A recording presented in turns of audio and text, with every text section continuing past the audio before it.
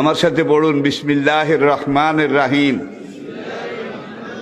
আস্তাগফিরুল্লাহ রব্বি মিন কুল্লি যামবিন ওয়া আতুবু ইলাইহি লা হাওলা ওয়ালা কুওয়াতা ইল্লা বিল্লাহিল আলিয়্যিল আযীম।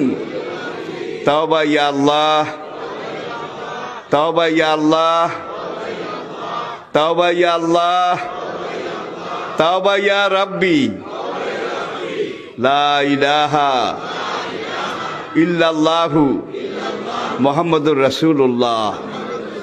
আল্লাহর কসম, পিছনের জীবনে সব গুনাহ আল্লাহ মাফ করে দিয়েছে এই তওবার কারণে, সব মাফ করিয়া লাইছে।